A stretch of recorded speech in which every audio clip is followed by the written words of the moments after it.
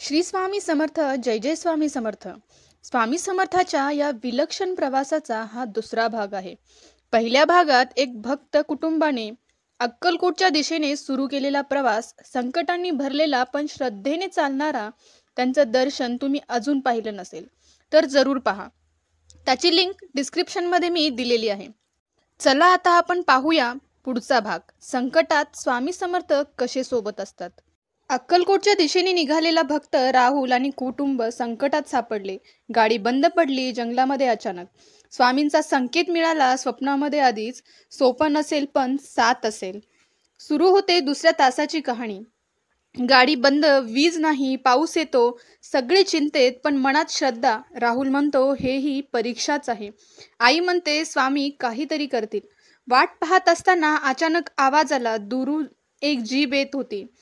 3 अनोळखी व्यक्ती त्या जीभमधून खाली उतरतात आणि विचारतात काय अडचण आहे, आणि तेही काळजीने. राहुल सांगतो गाडी चालत नाही. ते हसतात, घाबरू नका.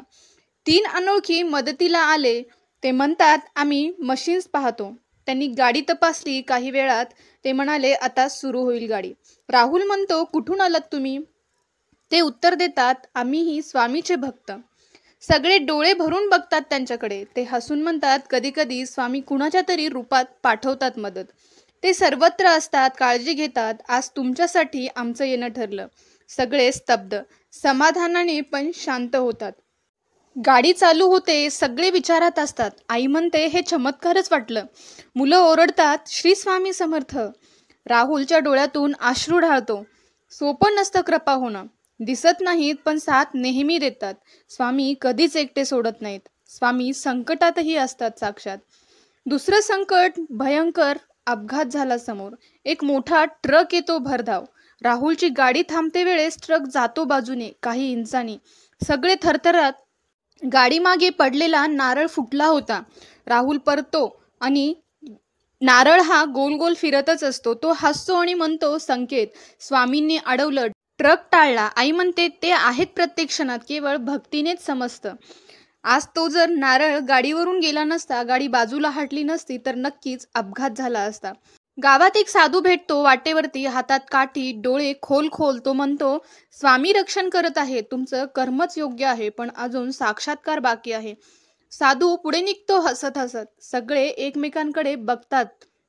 राहुल म्हणतो हे संकेत आहे स्वामीचं आमच्यावर लक्ष पावलोपावली आहे. पण अचानक अजून एक संकट त्यांच्या डोक्यावरती आला. मुलाला भरपूर ताप येतो. रात्रीची वेळ. गावात डॉक्टर नाही, औषध नाही. आई घाबरते. काय करावं समजत नाही.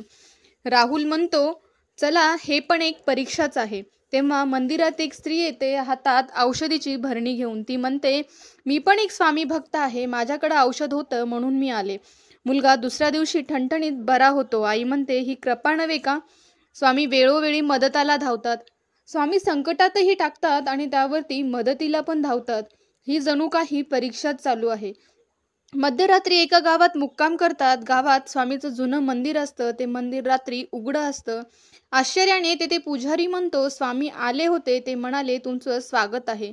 सगळे आश्चर्यचकित. अंतर्मन भरून येतो. आरती करतात. स्वामींना मध्यरात्री अर्पण.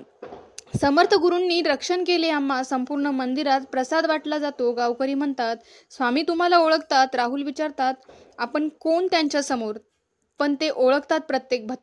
स्वामी संकटामध्ये असतात पण दर्शन अजून बाकी आहे. कथा अजून संपलेली नाही भक्तांनो. पाहूया तिसऱ्या भागामध्ये साक्षात्कार, अक्कलकोटचा मठ आणि शेवटचा प्रसंग.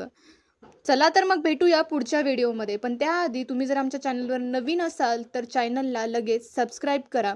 आणि हो, बेल आयकॉन दाबायला विसरू नका, कारण आमचा प्रत्येक व्हिडिओ हा थेट तुमच्यापर्यंत पोहोचण्यासाठी मदत होईल. चला तर मग भेटूया पुढच्या व्हिडिओमध्ये. तोपर्यंत श्री स्वामी समर्थ. जय जय स्वामी समर्थ.